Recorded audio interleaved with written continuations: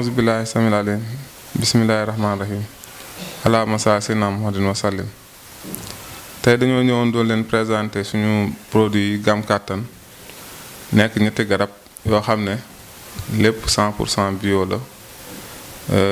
bu njëkk bi tudd Vitacola nga xam ne complément alimentaire la en même temps aussi yu ñu liggéeyee la ci ay gàncax nekk fukki garab ak ñett yépp doole ci wàllu kàttan ci dëkk Afrique yi ñu gën a xam moom lañ ko liggéeyee bokk na ci ñu ko liggéeyee petit cola ci la bokk jinjeer ci la bokk lu mel ni kayita bamba ci la bokk ak yeneen bu muy fukki garab ak ñett 13 nga xam ne bu nit ki amee problème ci lu mel ni ki wàllu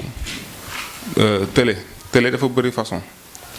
te dafa bëri nu muy dikkee nit ki comme masalan tey su fekkee awraam du dëgër wala du gaaw a jóg wala bu jógee su waree séq ak sonaam balaa àgg sax aaru wàccaat wala parfois sonaam pare te du pare yooyu yëpp bu fekkee am na Gam Kattan bi daf koy dindi dafa yokk tam man nuy góor bu fekkee nit a nga koy jël góor a nga koy jël moom même bu tàng lay ànd ak tam benn tisane boo xam ne moo ngi nii tisane bi moom tam ay herbe la da nga koy def infusion da ngay tàngal ndox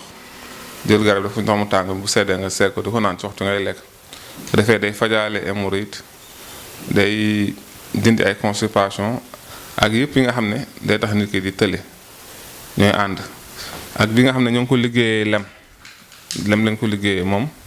tam garab bu baax la ci mbiru kàttan nga xam ne gam bi daal ñetti garab la képp koo xam ne nii jël na ko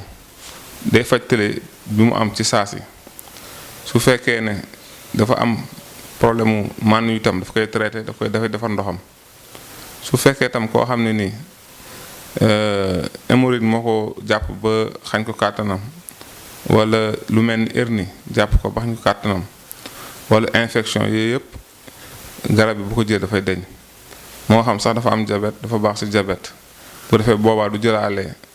lem bi mais ñoom ñaar lay jël waaw moom lañu indoon doon ko présenté mu nekk garab bu efficace bu baax di leen wax waaleykum salaam wa rahmatulah di leen jox dig daje ci yenn émission